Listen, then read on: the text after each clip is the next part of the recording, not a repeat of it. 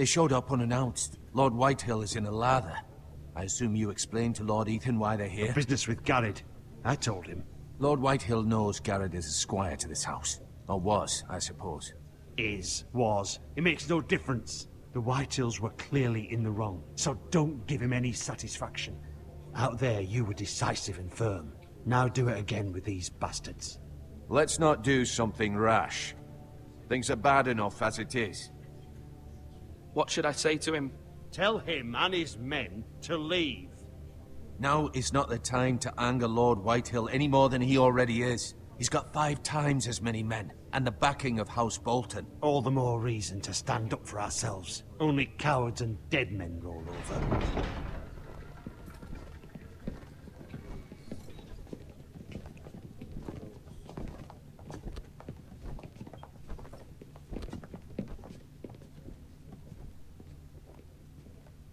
Lord Ethan, is it? My condolences for your father and brother. The late Lord Forrester was no friend to me or my house, but to his family it's still a loss. My only regret is I wasn't there to drive the dagger into his heart myself. I've been waiting for this day all my life. The Forresters finally get their due. I may be young, but I'm not so easily fooled. You're trying to rile me, but it won't work. Young? You are that boy. Too young to know when you're in over your head. And no bread and salt! What kind of fucking house receives a lord with no fucking bread and salt? You bloody amateur. No courtesies. I should have expected as much. Bloody Forresters. Fetch Lord Whitehill some bread and salt. It was an oversight, Lord Whitehill.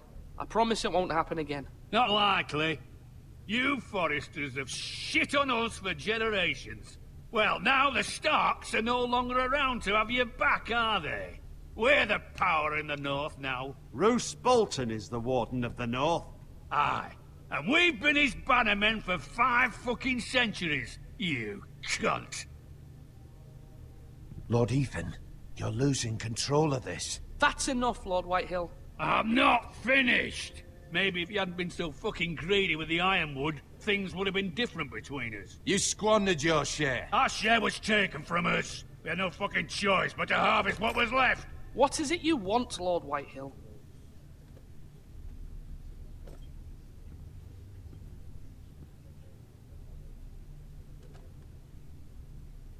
Your man, the squire. We were minding our own business, keeping the king's peace, as his lordship here said, when your man attacked us for no reason. Hear that? Attacked for no reason. Garrett was only defending himself. Then you admit it was your man who killed my men? And a pig farmer at that. How do you answer for your squire, Lord Ethan? He acted in your name. And you are the lord of this house. Your men attacked and drew first blood. They murdered his entire family. You lost pig farmers, not soldiers. The soldiers worth 100 of their type. Where's the fucking coward who killed my men? I know he's here. What have you done with him? I took care of it. He received his punishment and it's done. He's gone. What? Gone? That was my justice to deliver, boy, and you denied me of it. I'm not leaving until I have my justice. Now bring me the coward who did it, or you'll answer to Roose Bolton. What kind of fucking house is this? A house of honorable men. Lady Forrester. You bellow like a wounded boar, Lord Whitehill. Have you forgotten your manners?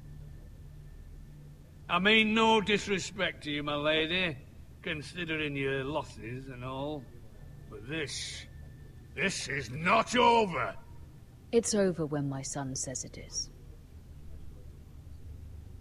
I've heard enough, Lord Whitehill. Ethan is Lord of Ironrath now. By rights, his word is law here. If that displeases you, then I trust you can find the door. That lad may be lord of this house, but Lord Bolton will have the final say. I'll send him a raven letting him know a Forrester man killed one of his own. That the new Lord Forrester lied to my face and denied me my justice. Then we'll see whose word is law.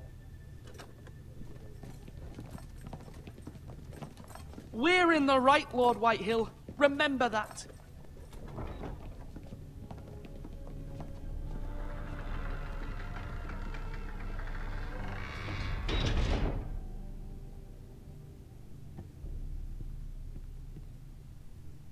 Your son did well, my lady. He kept his wits while Lord Whitehill lost his temper. A lesser man would have been rattled, but Ethan here held his ground. You were brave, my son. But you'll need to be braver still when Ramsay Snow arrives to see you bend the knee. Prepare a raven. We need to send word to Mira in King's Landing at once.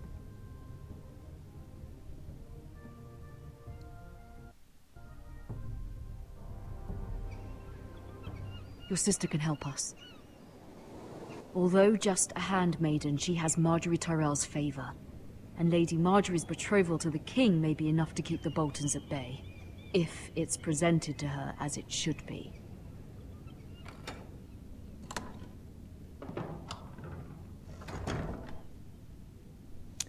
Und damit begrüße ich euch recht herzlich. Hallo und willkommen zu einer weiteren Folge. Ja, ich weiß nicht, ob ich euch schon gesagt habe, Schnee bedeutet immer, wenn es ein Bastard ist, dann ist der Nachname Schnee. Ne? Auch zum Beispiel von dem Schnee von den Starks, ne? Das war ja auch ein sogenannter Bastard. Ja, da sind wir bei Lady Marjorie. Die ist natürlich recht umwerfend. Das muss man ja sagen. So, und da scheint irgendjemand aus dem Hause Forrester mit zu sein, der helfen soll. Oder sie soll helfen. Wollen wir schauen. Was ist denn in der Truhe hier?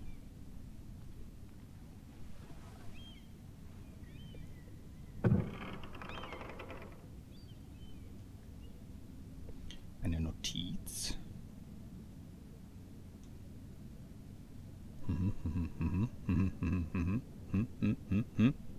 Lesen. Father, much excitement here in King's Landing for the coming wedding. Lady Marjorie has proven to be quite popular throughout the city. I do wish you and Mother could come, although I know it would be impossible under the circumstances. I miss all of you, and I look forward to the day you can.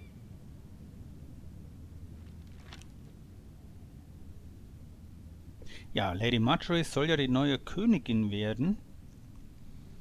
Und da sind ja noch einige Ereignisse, die da hier ganz verrückt durcheinander spielen. Ne? Was haben wir eigentlich hier? Asher sent me this coin, to remember him. What a strange place, Essos. Essos, ich habe keine Ahnung. Ich weiß jetzt echt nicht mehr, wo Essos sein soll. Ich habe auch nicht nachgeschaut. Ethan made this for me.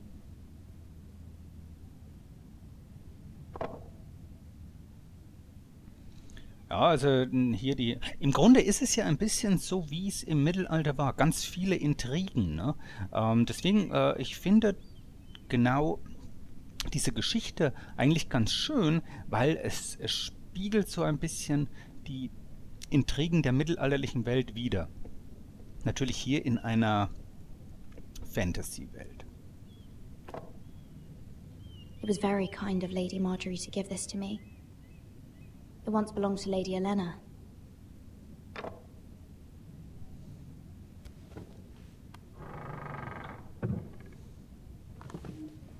Yes, die Lady Olenna. Keine Ahnung. Was haben wir hier? Ein verstaubtes altes Buch. Wonders Made by Man, by Lomas Longstrider. A gift from Roderick. Den armen Roderick. I hope to see them all someday. Nee, Roderick nicht. Meine Gute. Weißt du es noch gar nicht?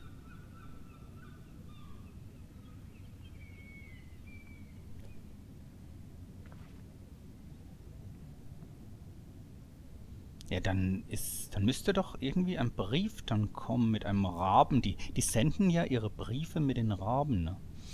Und die werden dann teilweise natürlich, aber das ist wie bei uns die Brieftauben, sind es dort die Raben. Und die stehen meist unter unter der Obhut der Meisters, der Meister. Was haben wir hier? Aha. King's Landing. I wonder if it's sunny at Ironrath today. Königsmund ist die Stadt, in dem eben der König herrscht. Die Brateus zum Beispiel, also der müsste hier eigentlich, ja, der ist schon tot, ganz klar, wenn Eddard Stark tot ist, dann ist auch der König tot und der Junge, der aus einem Inzest hervorging, der ist auf dem Throne. So, was haben wir noch hier? Ja, Inzest war ja im Grunde in der mittelalterlichen Welt, ich sag's mal, fast gang und gäbe, ne? Besonders in adligen Familien, in irgendeiner Form. Deswegen gab es dann auch öfter mal so Könige mit Geisteskrankheit oder ganz, ja, verschiedene Dinge, ne? It troubles me to even ask this of you, but you must appeal to Lady Marjorie to intervene on our behalf. She is our best hope, and can be a powerful ally, especially now when your family so desperately needs her help.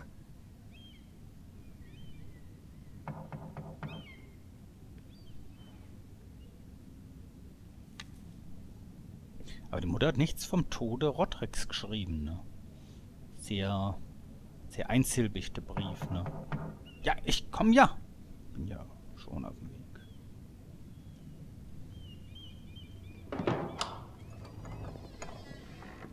Oh, sorry, milady. I didn't mean to disturb you. I can come back later if you'd like.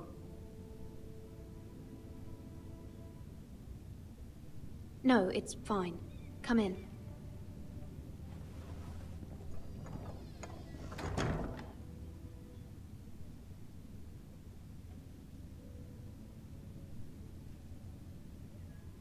Begging your pardon, milady, but you all right?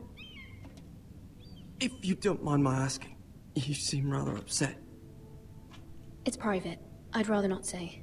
Of course, milady. I didn't mean to pry.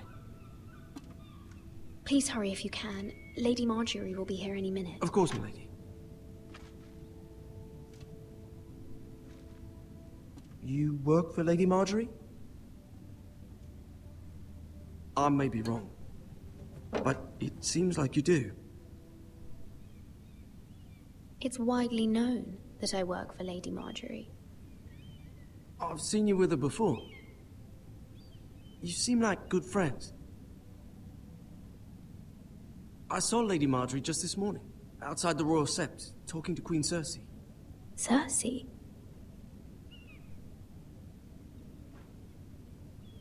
They appeared to be having some sort of disagreement.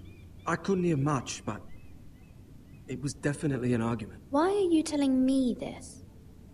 I heard them arguing about House Forrester and... House Forrester?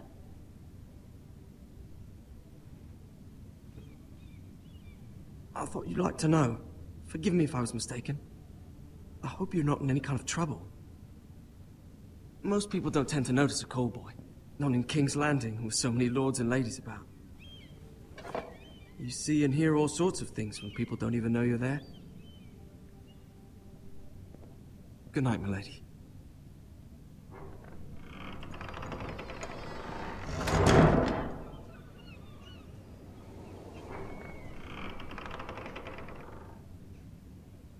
Lady Marjorie, you're early. I was hoping there would be time for us to talk. Come, there's something we must discuss.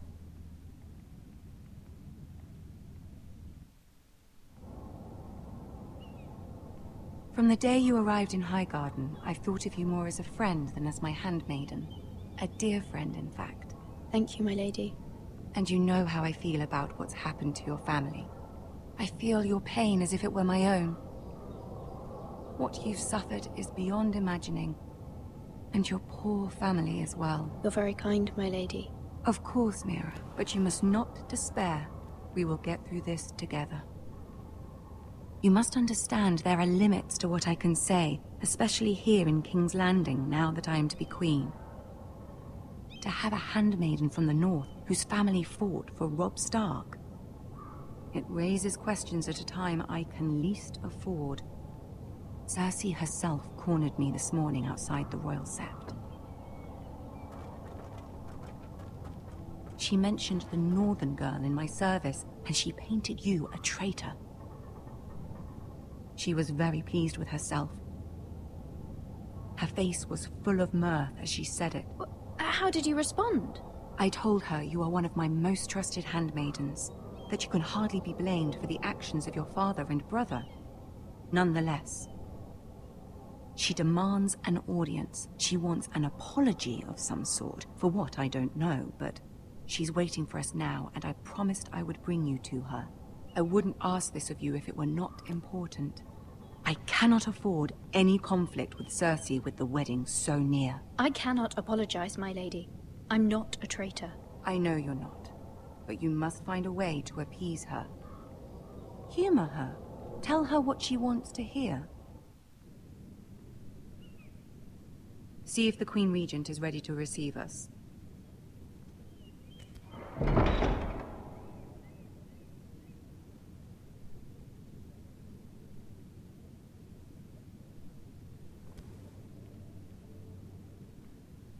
You'll be fine. I know you will. You may feel one thing, but you must say another.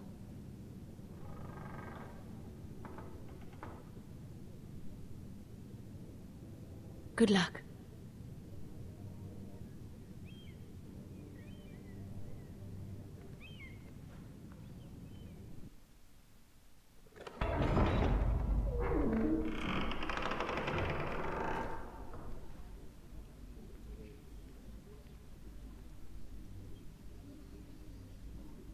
You can do this.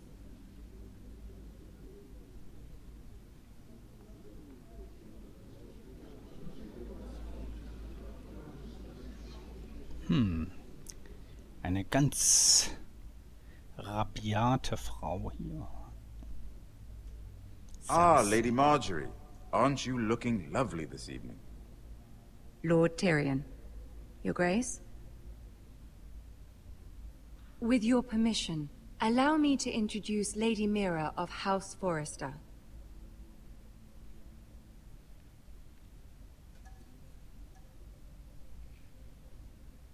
I am honored, Your Grace. Yet not honored enough to kneel, I see. House Forrester is a northern house loyal to the king. Are they? I beg your pardon, Your Grace. I wasn't talking to you. I want to hear from the girl.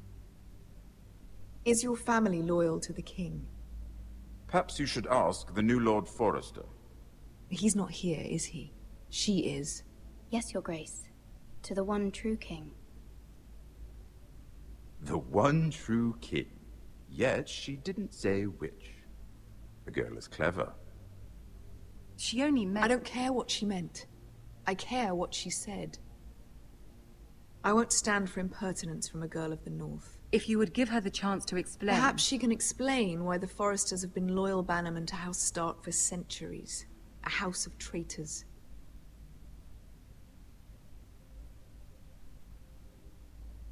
They were the Wardens of the North. We all served at the pleasure of the king. Clever girl. Perhaps too clever for her own good. And she would have us believe she didn't know which king she served.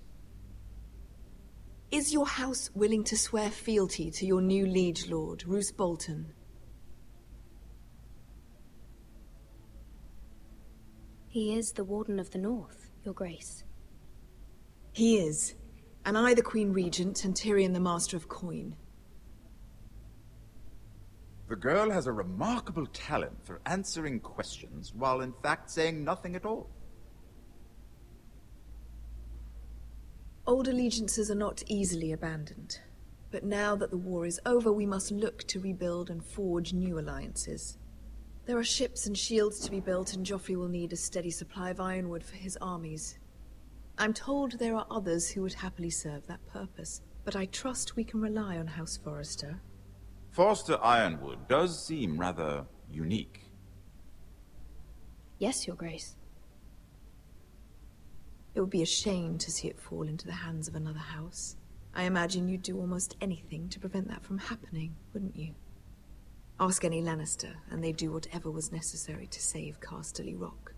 It would be unfortunate to see another house lay claim to what's yours. I won't dishonor myself, Your Grace. I see.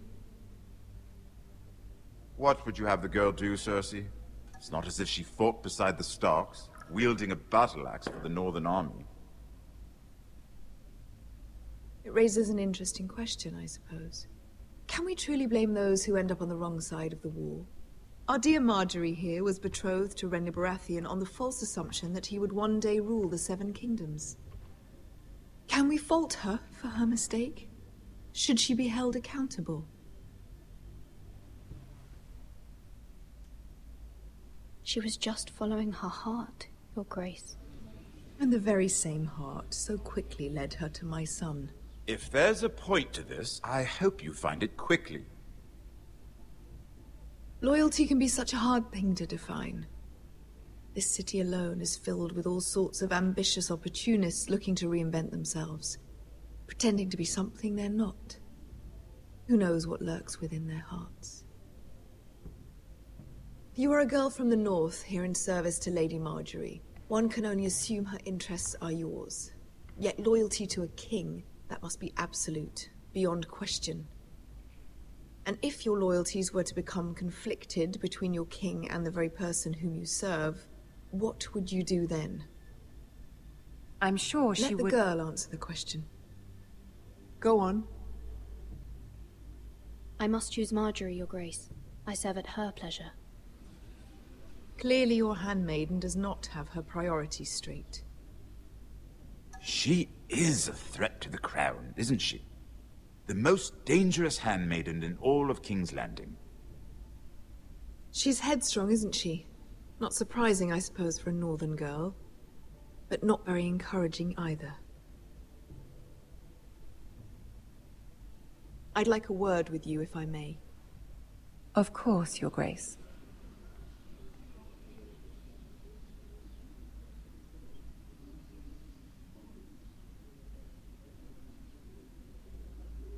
I'll walk you out.